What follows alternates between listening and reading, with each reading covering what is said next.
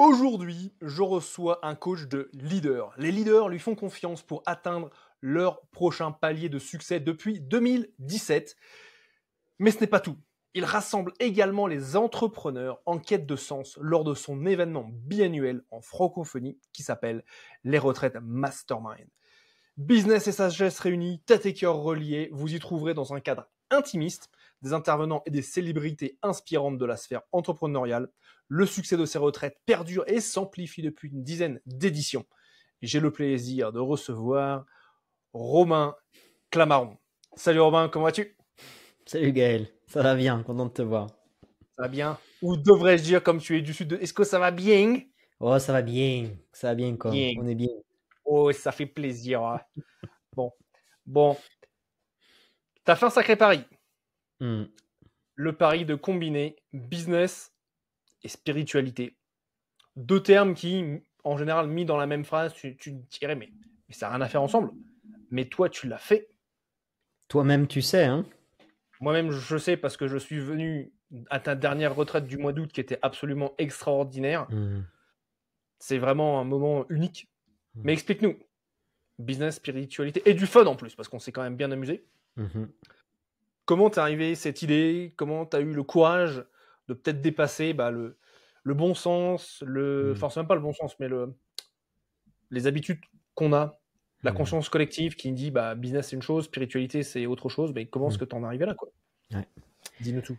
Bah, je pense que ça pourra parler à ceux qui nous écoutent parce que c'est un chemin qu'on est nombreux à être amenés à faire, que je sais que tu empruntes aussi Gaël avec l'événement que tu viens de faire à l'Alpe d'Huez qui mélangeait aussi le business et la spiritualité. Donc, je sais qu'on partage ça. Je pense que ça va parler à d'autres personnes de faire le pont entre des choses qui ont d'apparence comme ça, on n'a pas l'impression qu'il y ait beaucoup de liens, mais on vit à une époque où il y a besoin de ramener du sens dans des grands classiques qu'on connaît depuis longtemps. Et le business en fait partie. Il y a besoin d'amener de la conscience dans les choses que l'on fait. C'est l'invitation de l'évolution humaine et de la conscience que moi j'observe, et je pense que ça fera écho à certaines personnes qui nous écoutent en tout cas. Si elles te suivent, à mon avis, c'est qu'elles sont certainement ouvertes à ça. Donc moi, il y a une douzaine d'années de ça, j'ai commencé un cheminement spirituel assez intensif. Je suis allé en Inde. Je suis rapidement devenu professeur de méditation et de respiration, avec vraiment tous les enseignements indiens. Je transmettais la sagesse millénaire védique, voilà, les grands enseignements, le Rig Veda, les grands écrits spirituels indiens. Je suis passionné de philosophie, de spiritualité, pas que en Inde d'ailleurs, mais j'ai commencé mon chemin là-bas. Et, euh, et en fait, voilà, j'ai eu un long cheminement de bénévole dans ce milieu-là. Donc vraiment, milieu spirituel, je fais plus de 3 voyages en Inde, j'ai guidé des gens là-bas. C'était en 2015 que je suis devenu professeur d'une grande voie de yoga. Et à peu près à cette même période-là, donc il y a maintenant quasiment 8 ans de ça, j'ai commencé aussi à créer mon parcours entrepreneurial. Et mon parcours entrepreneurial, il n'a pas directement démarré avec la spiritualité, même si je commençais à donner un peu des conférences professionnelles, mais c'est allé doucement, on va dire. J'ai commencé par faire du coaching de leader sur l'image, parce que j'étais aussi un passionné de SAP, ça se voit un peu avec mon vieux col des années 70. J'aime bien la SAP, j'aime bien le beau, et surtout j'aime aider les leaders à se mettre en avant et à avoir de l'impact. Pourquoi? Parce que moi, dans mon histoire, j'étais un grand timide, j'ai été quelqu'un qui a eu des immenses difficultés à exprimer ce que j'avais à l'intérieur de moi, alors que je sentais que ça bouillonnait. Et donc, bah, c'est naturellement que je me suis mis sur cette voie d'accompagner les leaders. Et donc, ça, c'était en 2017. J'ai créé mon auto-entreprise. Et ça a été un parcours extraordinaire. J'ai eu la chance d'assez rapidement coacher des noms qu'on connaît en francophonie, comme Julien Musy, Jean-Luc Devacter et plein d'autres leaders que vous connaissez certainement, qui sont plutôt dans la sphère de l'accompagnement, du coaching. Voilà, et puis donc le business et spiritualité. Donc comme j'avais ce cheminement moi spirituel, puis je faisais du coaching, qui est quand même déjà un sacré pied dans le développement personnel et spirituel. À un moment donné, je me suis dit, toutes ces retraites, ces stages que je fais, parce que j'en animais aussi dans une association. Il faut savoir que j'ai animé plus d'une vingtaine de retraites dans une association pour les jeunes de 18-30 ans. On faisait des retraites spirituelles, développement personnel. Donc pour les 18-30 ans, ça s'appelle Ostavi. Ça existe encore, cette association. Donc, je suis un des pionniers de cet asso et j'ai fait mes armes là-bas. Et à un moment donné, je me suis dit, ça, c'est génial de faire vivre ces expériences très fortes de connexion à soi, aux autres, à plus grand que soi, au sens de la vie, à ce qu'il y a de magique. Bah, tu sais, hein, Gaël, toi, tu as vécu à Bali, enfin, tu as fait plein d'expériences, notamment, tu sais que tu guides le cacao sacré et toutes ces choses-là. Moi, j'ai vécu beaucoup d'expériences dans cette sphère entre chamanisme, spiritualité indienne et plein d'autres. Je me dis, ça, j'aimerais le faire vivre à ma vraie famille d'âme. Et ma vraie famille d'âme, c'est les entrepreneurs. C'est ceux qui portent un projet, qui osent vivre, aller vivre de leurs rêves, quoi. Et pas suivre une voie qui est toute tracée. Et donc, j'ai décidé de créer les retraites mastermind pour entrepreneurs dans le cœur. Et ça, c'était donc il y a plus de 3 ans. Et ça a été un projet que j'ai mené la barque jusqu'à aujourd'hui. On n'a rien annulé malgré le Covid à l'époque et tout. On a tenu bon et c'est un projet extraordinaire. Là, au Nouvel An, on aura Paul Pironnet qui vient intervenir. Donc, on a vraiment des grands noms de la sphère entrepreneuriale qui viennent et que des leaders avec un grand cœur. L'idée, c'est de pouvoir les rencontrer dans un espace d'intimité. Moi, je suis assez introverti. J'ai du mal avec les événements entrepreneuriaux la plupart du temps. Toi, chez Gaël, toi, c'est l'inverse. T'as un don pour ça, connecter avec les gens comme ça.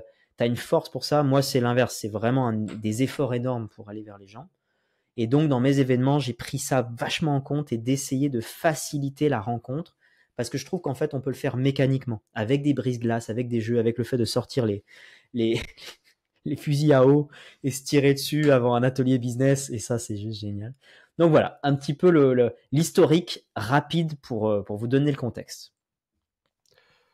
Ouais, c'est vrai, le coup des fusils à eau, c'était vraiment quelque chose d'inédit que je n'avais jamais vu auparavant. Mais qu'est-ce que ça... En fait, ça fait ressortir l'âme d'enfant. Bah, c'est ça. Et c'est intéressant, tu vois, là, on a conclu le mastermind au sommet, c'était le week-end dernier. Mm-hmm. Et ce qui était vraiment flagrant, c'est ce besoin de connexion. Et tant et si bien, donc pour les personnes qui écoutent le podcast, elles le savent, la mission de mon business et ma mission, c'est de connecter l'humanité en révélant son potentiel. Là, c'est en train d'aller petit à petit, gentiment, vers 2 mots qui sont connexion et expansion.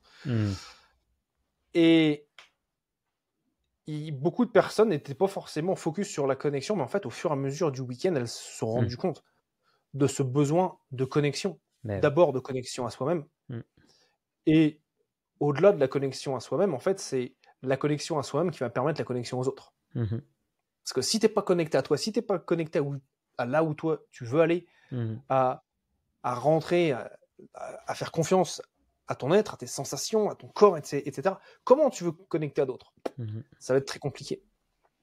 Et pour toi, donc, qui mène ces retraites et qui accompagne des leaders dans la francophonie mondiale, qu'est-ce que tu vois ? Est-ce qu'il y a une tendance peut-être qui se dégage ? Il y a peut-être quelque chose que tu as vu évoluer au fil des années, à travers toutes ces différences entre tes accompagnements en manière de s'habiller, je dirais même en prestance, parce que c'est pas uniquement la manière de s'habiller, c'est la manière dont la présence avec laquelle tu t'habilles, mais c'est aussi à travers tes retraites, etc. Il y a un truc que j'ai vu, j'en ai parlé récemment, j'avais donné une sorte de conférence atelier sur ma nouvelle méthode qui s'appelle Leadership. Donc il y a 10 points dans cette méthode. Et ce que j'ai vu, c'est que le mode champion du leader, c'est-à-dire j'ai atteint le sommet et je vous aide à y aller aussi, est en train un petit peu de s'essouffler. C'est-à-dire que c'est le mode de leadership qui a construit le marché du coaching aujourd'hui et qui, on peut remercier, on peut avoir une gratitude infinie parce qu'il a créé ce marché, à la Tony Robbins, à la Max Piccinini, etc. C'est on va atteindre ça, allez on y va, moi j'ai réussi, vous allez le faire. C'est le côté yang, on va dire. Sauf que là, donc on est vraiment entré dans le 21e siècle. On est passé de 1900 quelque chose à 2000 quelque chose. Et ce qui s'est passé, parce que ma chérie elle a une expertise en numérologie notamment, et ce qu'elle explique, c'est que donc le millénaire d'avant, c'était un millénaire en 1900. Et là, on est passé dans un millénaire en 2000 quelque chose. Et le 1 en numérologie, c'est la première énergie, c'est l'énergie masculine, celle qui impulse. Et le 2, qu'est-ce que c'est évidemment? C'est sa complémentarité. Le 2, c'est le duo, l'amour, le lien, le féminin en fait. Et je pense que les leaders de ce siècle-là qui vont avoir beaucoup d'impact, ce sont des leaders qui sont assertifs. Et donc c'est une des qualités de cette méthode que j'ai donnée. C'est le A, donc d'assertivité. C'est arriver à faire le pont entre une capacité à trancher, à leader, à embarquer, donc le côté yang, et faire le pont avec la sensibilité, l'écoute, la capacité à prendre l'autre en considération plutôt que de l'écraser. Et ça, c'est le yin, c'est la capacité yin. Et donc je pense que les leaders d'aujourd'hui qui vont avoir plus d'impact, ce sont ceux qui arrivent à connecter leur partie yin avec leur partie yang. Voilà, ça c'est un truc que j'observe dans le marché. Je vois que, je connais dans les coulisses parce que je parle avec beaucoup de leaders, qu'il y en a beaucoup qui galèrent un peu plus avec leur publicité, avec leurs événements, avec le remplissage, avec plein de choses. Parfois c'est lié à ça, c'est parce qu'ils sont amenés à évoluer avec un petit peu plus de sensibilité et tout le monde n'a pas de la facilité à faire ça. Et on est amené à amener justement plus de conscience, plus de lien dans ce que l'on fait. Voilà mon observation, Gaël. Donc plus de conscience, plus de lien, j'en suis. Et de sensibilité. Et de sensibilité. Tu vois, je parle d'une chose, c'est de passer de communication, parce que tout le monde veut communiquer. On communique sur les réseaux sociaux. Mais vraiment passer de cette communication à cette connexion. Parce que souvent, il y a un petit peu une sorte de course à toujours plus de connexion. Ouais. Et en fait, souvent, on a une mine d'or sur laquelle on est assise, mais on ne la voit pas, parce qu'on est occupé à chercher le plus. Donc, comment venir apporter de la profondeur dans les relations? Et pour moi, l'avenir du développement de l'entrepreneuriat. Ouais. Et quand le marché a évolué de cette façon-là, je pense qu'il y a plusieurs choses. Moi, ce que je constate, c'est un marché qui est peut-être... en fait, qui s'habitue petit à petit au marketing. Donc, vu des approches, des méthodologies de marketing, qui est de plus en plus, je dirais, soumis à des messages, parce que le marché se développe, ce qui est normal. En plus, dans une ère post-Covid, post-confinement, il y a énormément de personnes qui ont remis en question leur employeur. Et en fait, ils sont partis. Leur mode de vie, et ils se sont mis à leur compte. Et donc, on est vraiment dans un système où ce qui fonctionnait hier ne fonctionne plus aujourd'hui. Pourquoi? Voilà, les gens sont plus sceptiques, donc les temps pour prendre des décisions au niveau des ventes augmentent. Et pour moi, si tu n'as pas cette connexion, que tu veux juste la transaction, ça n'a pas fonctionné. Véridique. Et est-ce que tu pourrais nous expliquer comment est-ce que ton approche, donc leadership,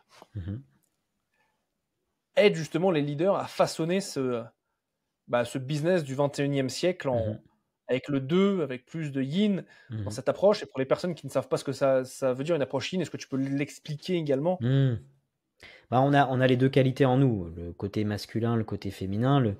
Moi j'aime bien les trucs archaïques, quoi. Le truc qui était là il y a 1000 ans, qui sera là dans 1000 ans. Et donc dans les sagesses millénaires, un peu dans toutes les cultures, il y a la présence du masculin sacré et du féminin sacré. Le masculin sacré, qu'est-ce qu'il a comme qualité? Il a la qualité de trancher, d'agir, de protéger, d'impulser. C'est vraiment, si on prend la métaphore, c'est le spermatozoïde, quoi, qui va remonter le long des troncs pour arriver jusqu'à l'œuf, et puis pour percer l'œuf, rentrer dedans et donner l'information. Donc, c'est ça la qualité du yang, la qualité sacrée du yang, de l'énergie masculine. La qualité du yin, c'est celle qui vient se faire chercher par le fameux spermatozoïde, qui a toute l'information, enfin quasiment toute l'information en elle, il manque l'information du yang, c'est celle qui va accueillir, qui va laisser entrer ce qui est bon, qui va le nourrir et qui va le permettre de prendre naissance, de s'incarner. Et donc cette qualité de douceur, de nourriture, de prendre soin est absolument fondamentale également. On a les deux en nous, on a, selon aussi notre sexe biologique, moi je pense qu'on a quand même une tendance plus vers l'un, plus vers l'autre, mais c'est très très particulier, très différent selon les personnalités, selon les parcours, selon les blessures, selon tellement de choses. Et donc ça forge aussi les couleurs des leaders. Et on a des couleurs différentes liées à ces parts de soi. T'entends quoi par les couleurs des leaders? Bah, chacun a sa couleur, chacun a ses couleurs différentes, quoi. Chacun a sa personnalité, chacun a sa particularité. T'as pas un leader similaire à un autre, quoi. Forcément, tout le monde est différent, quoi, dans ce sens-là. D'accord. Mm. Très bien, très bien. Et donc, alors, comment est-ce qu'on connaît ces couleurs? Genre, moi, quelle est ma couleur? Ouais, alors, moi, j'ai pas un truc pour dire, voilà, quelle est ta couleur. Mais cette méthode que j'ai sortie te permet de comprendre plusieurs choses. Si je donne un autre point intéressant pour comprendre sa personnalité en tant que leader, tu sais, j'en avais parlé pendant la retraite aussi, ça t'avait titillé, il me semble. C'est sur le côté lunaire ou solaire du leader. Oui. Moi, j'aime quand ça me titille. Tu veux me titiller, Romain. Et alors, Et alors, le côté lunaire et côté solaire. Alors, le côté lunaire, en fait, un leader, il peut être introverti. Tout ça, c'est vrai qu'on a plus connu sur les réseaux sociaux parce que ça demande souvent un côté extraverti de savoir se mettre en image, en vidéo. Tout le monde n'est pas à l'aise avec ça. Voilà. Et donc, ceux qui ont marqué le marché sont souvent des extravertis. Voilà. Ils n'ont pas trop de problème à montrer leur image, à être sur le devant de la scène. Sauf que le monde est aussi dirigé par des gens dans les coulisses qu'on ne voit pas et qui sont des introvertis, qui sont des gens que je dirais plutôt lunaires plutôt que solaires. Les deux postures de leadership sont bonnes en sachant qu'on peut aussi avoir les deux. Moi, c'est mon cas. Je suis à la fois un introverti, à la fois un extraverti. Si vous me rencontrez dans un de mes événements ou à un autre événement de quelqu'un d'autre, vous verrez que je suis très sociable, très avenant, je vais pouvoir connecter avec vous facilement, ça va pas trop me prendre d'énergie. Mais au bout d'un certain temps, moi par exemple, mes retraites ça dure 5 jours, c'est aussi pour ça que je les organise, c'est parce que c'est très particulier. Il y a peu d'événements entrepreneurs qui durent autant de temps et où du coup on peut vraiment tisser un lien de qualité, parce que pour moi c'est ça qui se passe, c'est ça qui est important. Et ben au bout des 5 jours, je commence à taper dans ma fatigue, parce que je suis pas juste extraverti. Et au bout d'un moment, le lien social s'épuise pour moi. Donc juste pour dire, voilà, introverti, extraverti, et on peut être aussi les deux. Et donc introverti va être plutôt un magnétisme lunaire, c'est-à-dire comment le leader va impacter les gens, bah, c'est plutôt en étant mystérieux, plutôt en étant parfois distant, plutôt dans les coulisses. Et puis le leader extraverti solaire, bah, c'est plutôt en étant en contact direct avec son énergie, forte, exprimée, sur le devant de la scène. Voilà, ça va être deux formes d'impact différentes. Et puis il y a aussi l'entre-deux. Entre deux, on a l'éclipse. L'éclipse solaire ou l'éclipse lunaire, ça dépend. C'est vrai. Et s'il y en a un qui est mieux que l'autre? Non, il n'y a pas de mieux. C'est ça qui est beau. Parce que justement, comme je disais, on a connu plus les leaders extravertis, ceux qui percent sur les réseaux, les influenceurs. Ok, c'est super. Mais sachez que les gens, comme je disais, qui dominent la planète sont parfois plutôt des leaders lunaires, discrets. Je pense même à Elon Musk, c'est un gars qu'on voit beaucoup en vidéo, mais ça sent qu'il n'est pas super à l'aise. Et il est plutôt introverti, on sent dans son énergie, il est plutôt tourné vers l'intérieur. Et on peut, comment dire, ce que je dis là, c'est pas un truc figé dans le marbre, ok? C'est une théorie. D'ailleurs, je vous invite à toujours, quand on vous donne une théorie, à la filtrer par rapport à votre réalité. Mais donc, on peut être un leader introverti et pourtant passer beaucoup en vidéo. Tout est possible. Il n'y a ni bien ni mal. Si vous êtes plutôt lunaire, introverti, vous pouvez quand même cartonner, toucher des milliers de personnes. Il n'y a ni bien ni mal. Et donc, si on a un leader aujourd'hui ou j'ai une graine de leader, une Ouais. personne qui t'écoute et qui se dit ah ouais, je peux m'autoriser à publier même si je suis pas extraverti, même si je ne suis pas cette personne qui va entre guillemets parler à tout le monde. Et d'ailleurs, il y a une mauvaise compréhension de ce que c'est introverti, extroverti. Souvent, on se dit introverti, c'est quelqu'un qui va être au cœur du spectacle, tu vois. Et l'introverti, c'est quelqu'un qui va être tout seul dans son coin.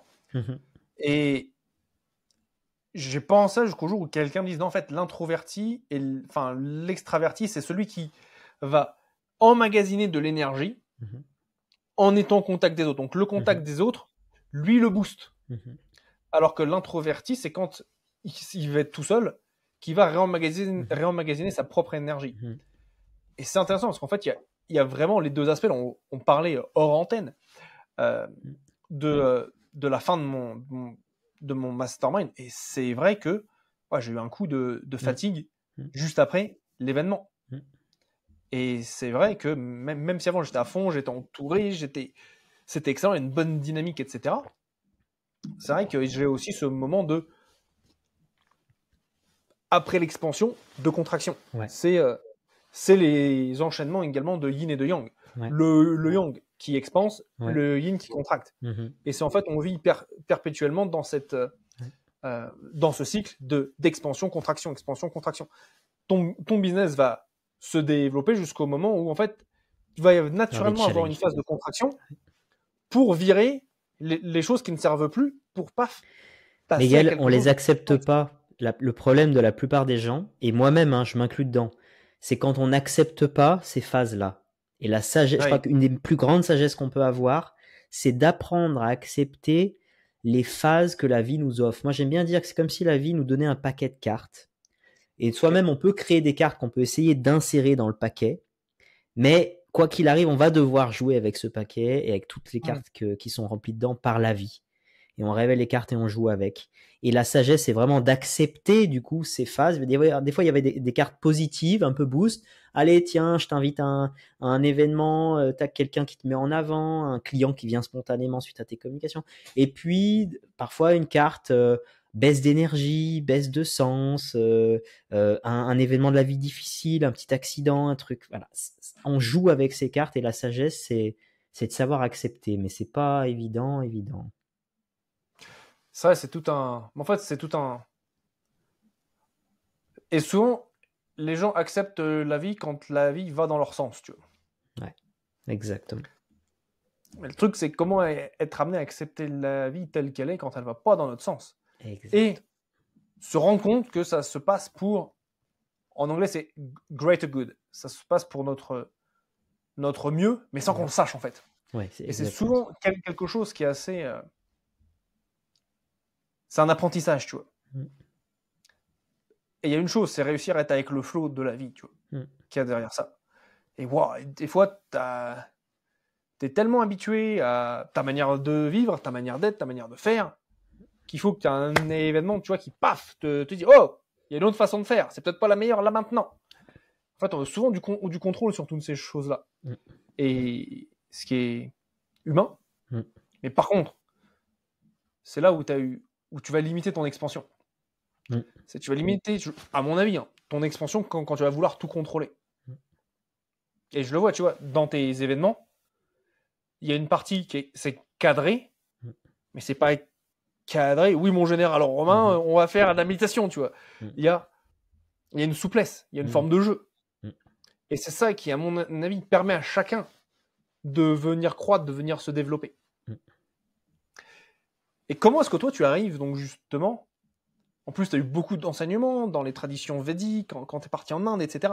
Comment est-ce que toi, tu l'as appris?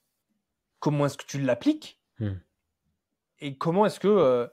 et quel a été, tu vois, le moment, je dirais, de passage? Tu sais, en général, on a toujours un moment charnière où il y a un avant, un après, où tu te dis, allez, là, je me suis cogné la tête contre ce mur, j'arrête, tu vois. Il faut que je fasse autrement. Alors, j'aurais pas un exemple d'un moment T, parce qu'il y en a eu tellement dans ma vie, c'est compliqué à donner, mais ce que je peux partager qui est quand même fort, c'est quand on décide de vivre avec la croyance que la vie est magique et qu'elle nous apporte exactement ce qu'il faut, quand on a passé suffisamment d'épreuves et que on a vu que ces épreuves nous ont construites telles que l'on est aujourd'hui, et qu'on arrive à avoir cette gratitude, quand on en arrive à ce stade-là, on ne peut plus jamais en redescendre. C'est ma croyance. Quand on arrive à un moment de prise de conscience de putain, mais en fait, tout ce qui m'arrive dans ma vie, c'est parfait, bah là, t'as atteint un truc, t'as atteint le golden, le trophée, quoi. Et ça, c'est vraiment le golden retriever. Le labrador. T'as atteint le labrador sacré.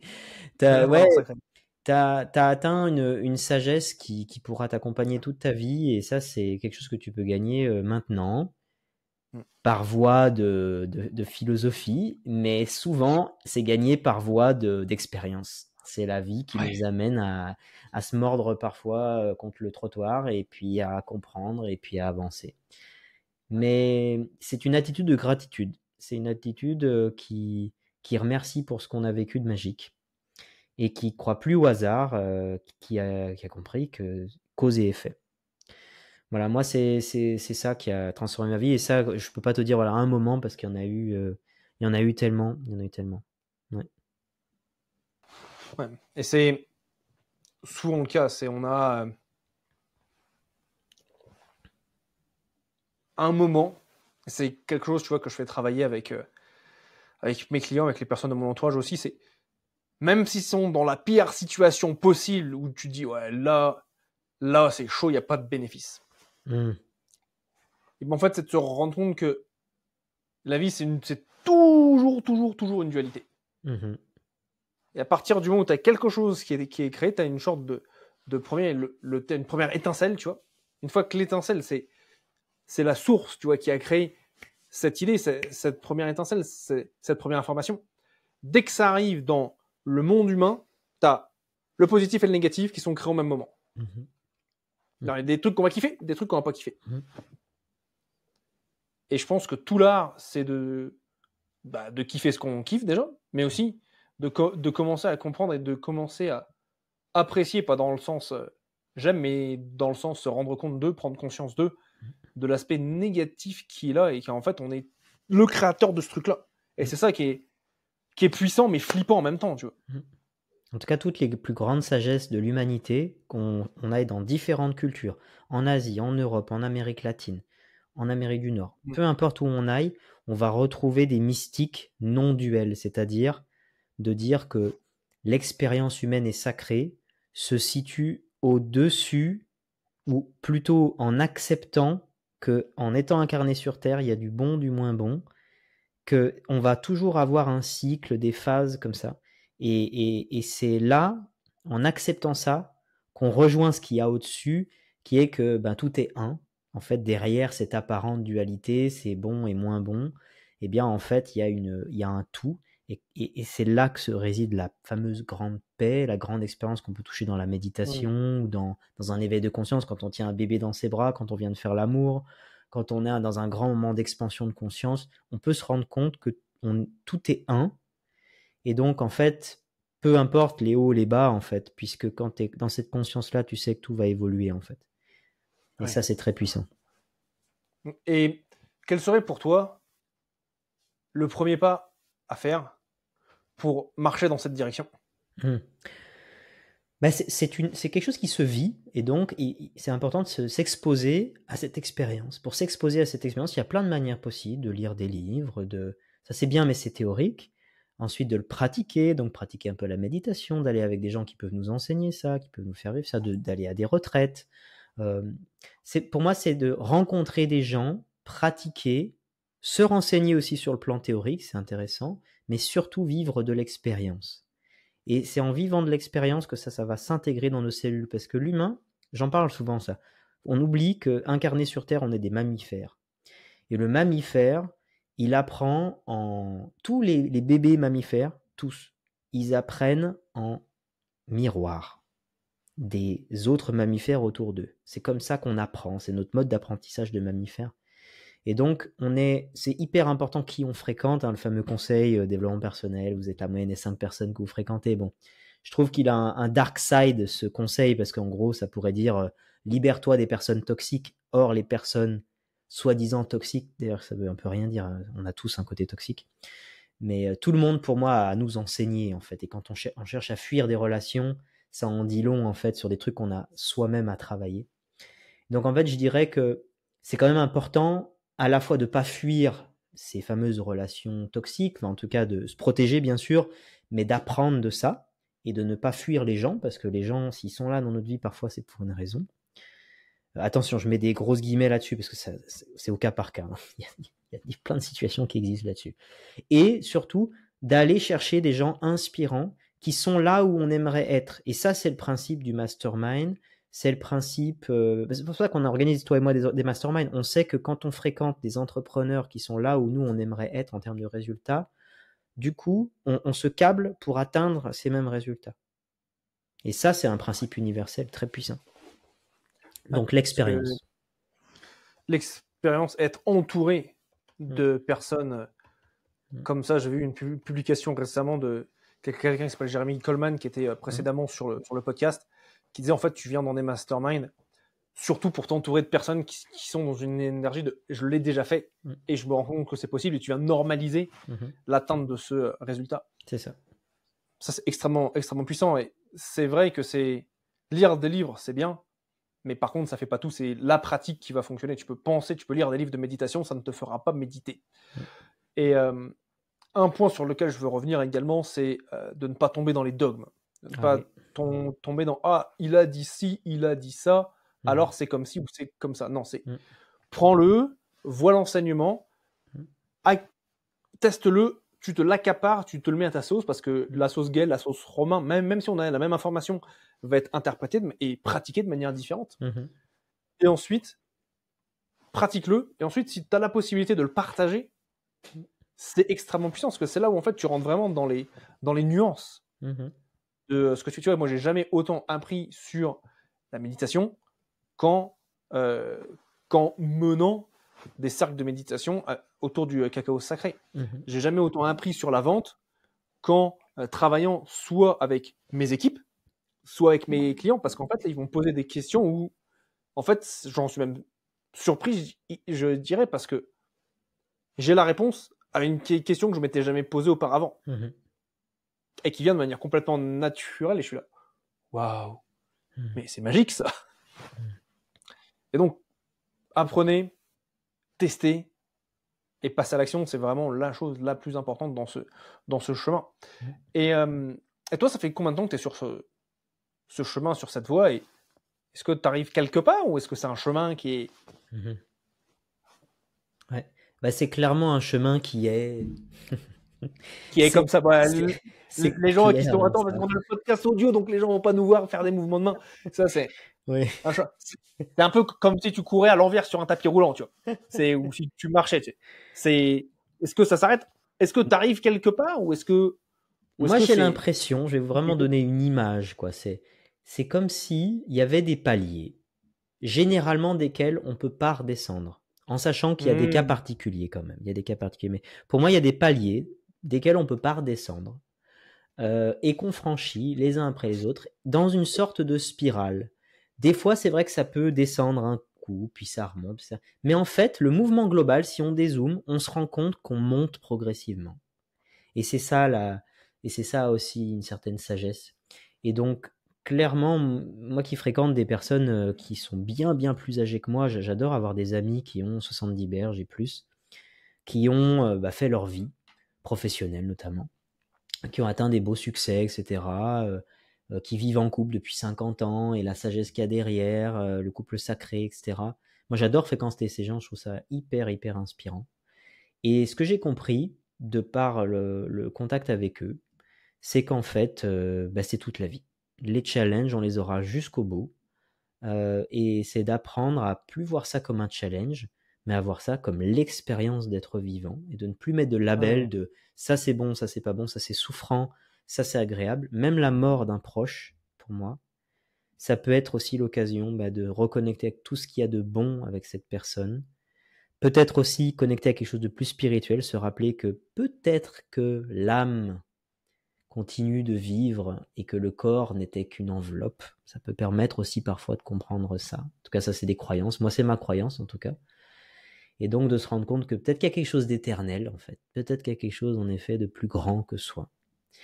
Et donc en fait, chaque expérience, même les plus difficiles, ne sont qu'une excuse pour aller encore plus profondément dans l'expérience de la vie et sa magie, qui se révèle au compte-gouttes et qui est extraordinaire. Même l'expérience entrepreneuriale, c'est pareil. J'ai l'impression que la voie entrepreneuriale, j'ai des amis qui en parlent bien, Sandrine et Nicolas Devy, qui disaient l'entrepreneuriat est la voie royale du développement personnel et spirituel, parce qu'elle est extrêmement challengeante. C'est soit face à soi-même, puisqu'il n'y a plus de patron, c'est soit le patron. Donc en gros, si on ne va pas se bouger un peu les fesses, il ne va rien se passer. Et donc on est confronté face à soi-même, et dans cette confrontation face à soi-même, face à nos peurs, nos challenges, nos croyances, nos plafonds de verre, etc., et on apprend tellement sur soi, c'est incroyable. C'est une bénédiction, ouais. Enfin, c'est une bénédiction qui a deux faces, hein. C'est très exigeant aussi. Moi, ça fait donc bientôt 8 ans là que je suis entrepreneur et je vois le niveau d'exigence, je vois les challenges dans lesquels je suis encore aujourd'hui, les prochains paliers que j'ai à passer, c'est une aventure extraordinaire. Ouais. C'est une aventure de développement personnel, d'évolution, qui pour moi est la plus puissante parce que tu fais face de manière journalière à une peur que tous les êtres humains vont avoir, c'est la peur du rejet. Ouais. La peur tu fais une demande. Tu fais une demande pour est-ce que Romain, tu veux venir sur mon podcast? Est-ce que tu veux venir à mon mastermind? Est-ce que tu veux est-ce que je te propose ça? Je fais ça qui est super cool. Est-ce que tu veux en faire partie? Et en fait, ça nous fait apprendre beaucoup sur nous-mêmes. Et comment vient la gérer cette sensation de peur. Toi, au quotidien, comment est-ce que tu vas appliquer voilà, ce qu'on vient de partager? Comment est-ce que tu vas le transmettre aux leaders que tu accompagnes? C'est vraiment, moi aujourd'hui, c'est vrai qu'après 8 ans donc là, de coaching, j'en parlais d'ailleurs ce matin, j'ai fait un post là-dessus. Je parlais à quel point maintenant je fais du sur-mesure et je m'autorise à avoir une expertise qui est plus large. Donc en fait, avec les leaders, et je trouve que le travail de coaching, il est puissant quand vraiment on se rapproche au plus près de ce que la personne a besoin. Donc ma manière de travailler aujourd'hui, j'essaye au maximum de ne pas imprimer quelque chose sur quelqu'un, mais de vraiment rentrer à son écoute et pouvoir répondre le plus rapidement, le plus directement à son besoin. Et donc je dirais que la capacité, la chose que je développe le plus, c'est de couper le bullshit maintenant et d'aller le plus rapidement possible à l'écoute de la personne et à la solution. Ça, c'est quelque chose de très important, je trouve. Donc pour les leaders, en fait, j'applique pas une grande leçon ou un truc particulier. J'ai tout un spectre de sagesse et d'expérience et de toute façon, voilà, c'est pour ça que même ma promesse, je l'ai élargie, en fait, c'est atteindre le prochain palier de succès, parce que comme je l'ai dit, dans la vie, il y a plusieurs paliers, hein. Et pour atteindre le palier suivant, il y a souvent des obstacles, des croyances, des blessures qui sont pas encore guéries, du passé, etc. Et parfois même des choix stratégiques qui sont pas les bons. Et donc, on doit aller voir, on doit naviguer dans tout ce spectre pour trouver l'endroit, en fait, ou les endroits qui ont besoin de soins, de retravailler, etc., pour aller atteindre le prochain palier. Donc, c'est très sur mesure. Excellent. Donc, tu mets à profit tout ce que tu as pu apprendre et tu fais du cas par cas, sur mesure. Et j'utilise beaucoup mon intuition, j'avoue. Je suis quelqu'un assez particulier parce que je suis assez stratège aussi. J'ai vraiment beaucoup de connaissances, business, etc. Comme toi, je pense que toi et moi, on est un peu similaires aussi là-dessus. Mais j'utilise à la fois dans mes stratégies, mes connaissances business, mais à la fois mon intuition. J'utilise quand même beaucoup mon intuition. Et elle se développe avec le temps. Hein. Plus on l'utilise, plus elle se développe. C'est chouette ça. J'ai remarqué. Et c'est quoi pour toi le levier d'expansion que tu as pu découvrir auprès des différents entrepreneurs que tu as rencontrés? Mais moi, je dirais que c'est vrai que mon levier d'expansion, clairement, ça a été mes fréquentations. C'est sûr. Et ce qui est drôle, c'est que c'est venu par mes clients, en fait. Comme j'ai eu pas mal de clients leaders que j'accompagnais, d'ailleurs, j'ai pu les réinviter à mes événements et donc passer plus de temps avec eux, etc., en faire des amis. Et en fait, voilà, j'en reviens, on en a parlé tout à l'heure, Jérémy Coleman en parlait aussi, je suis raccord. Moi, en tout cas, mon gros levier, ça a été cette personne-là, je sais qu'elle l'a fait, je sais comment elle l'a fait, ça me donne tout un tas d'informations pour moi-même que je peux réadapter dans mon univers. Et puis, il se passe quelque chose au niveau de l'énergie aussi, je pense, quand on connecte avec l'énergie de quelqu'un qui a fait des grandes choses, ça ouvre son propre champ d'énergie. Ça, c'est subtil ce dont je parle, mais c'est des sensations que j'ai eues. Et au fur et à mesure que l'on pratique ça, que l'on rencontre ces gens, notre champ d'énergie grandit aussi. Mais il grandit pas que avec ce contact, il grandit par l'audace de mettre en place les choses. C'est à 2 niveaux. Et ça, c'est fondamental. Donc s'entourer, ça qui permet l'expansion. Et surtout, une fois que tu t'es bien entouré, que tu as vu comment les autres faisaient, c'est de passer à l'action. Oh oui. Pour c'est l'audace. Produire par la filière. C'est l'audace. J'ai peur et je le fais, mais je sais pourquoi je le fais. Ce podcast a pour nom le différenciateur inné, mon cher Romain, ou comme on dit dans le sud, Romain. Et quel est pour toi ton différenciateur inné, Romain? Eh bien, mon différenciateur inné, je vais te le faire avec l'accent du Sud si tu me lances. Moi, Merci mon bien. différenciateur, mais c'est un peu comme toi, mon frérot, c'est le pont. Moi, je suis un pont, P-O-N-E-T.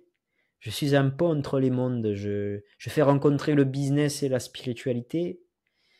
Je fais rencontrer parfois le jeu et le sérieux, la profondeur et l'apparence aussi, ce que l'on voit et ce que l'on ressent, l'intérieur et l'extérieur. Donc, moi, mon différenciateur inné, c'est-à-dire celui qui a toujours été là en moi et que je porte, c'est de faire les ponts. Voilà, de faire se rencontrer les mondes. Magnifique. Pour les personnes qui sont avec nous depuis le début de cet épisode et qui se disent waouh, faire les ponts, ça c'est quelque chose qui me parle.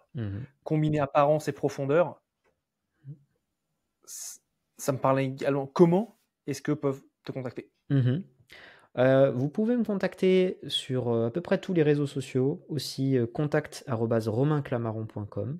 Mais donc je suis sur Facebook beaucoup, Instagram aussi, j'ai une chaîne YouTube également.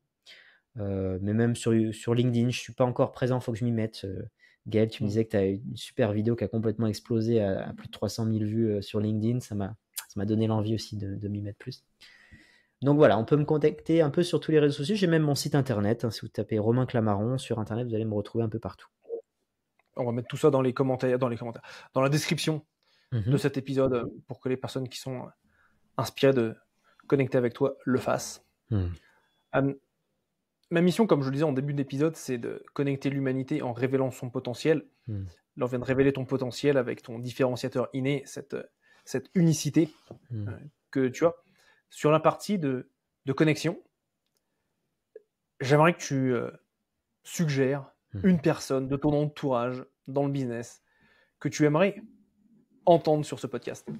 Mais écoute, je pense que ça pourrait être chouette. Donc, dans les intervenants du Nouvel An, là, donc il y a Paul Pironnet, il y a Guillaume Andreu, qui est un grand ami de Paul et qui a complètement percé sur les réseaux sociaux il y a plus d'1 an maintenant, avec des vidéos qui font parfois des millions de vues.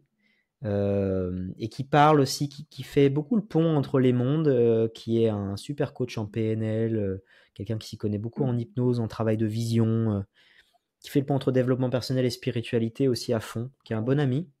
Et je pense que vous entendrez bien, il est rigolo aussi, il a de l'humour, il a de l'ouverture, et puis il a un grand succès. Je pense que ça pourrait être une belle rencontre. Je ne sais pas si tu le connais déjà. Guillaume Andreu. Pas encore. Eh bien, Guillaume, si tu nous écoutes, l'invitation est lancée. À bientôt sur ce podcast. Peut-être pas, je ne sais pas. On en parlera, on verra comment le courant passe. Mon cher Romain, nous arrivons sur la fin la fin de l'épisode.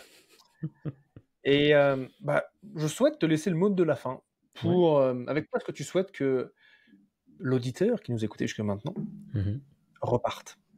Eh ben, moi j'aime bien donc réitérer les sagesses qu'on a dit parce que ça s'imprègne un peu mieux. Donc il y a 2 choses, je trouve, qui avaient en effet fréquenter des personnes qui sont là où on aimerait être, nous calibre énergétiquement à ça. Et la deuxième chose, c'était aussi que dans la vie, il y a ces fameux paliers. Et puis il y a des hauts, il y a des bas, mais en fait, si on dézoome, c'est un mouvement global qui monte vers le haut. Et donc de se rappeler que tout ce que vous vivez actuellement, ce n'est qu'une dualité, c'est qu'une illusion en fait. Si vous dézoomez, vous allez vous rendre compte que vous restez à n'importe quel instant connecté à quelque chose de bien plus grand que vous. Et quand vous vous connectez à ça, vous pouvez vous rappeler, vous êtes bercé dans les bras de l'univers. Et en fait, vous avez une force immense. Et ça fait toute la différence. Romain, merci pour ta sagesse. Merci d'avoir été avec nous. Avec joie. C'était cool. D'avoir pris le temps. Ouais. Je te dis à très bientôt. Et pour toi qui nous as écoutés aujourd'hui, je te dis à bientôt sur le prochain épisode. Salut.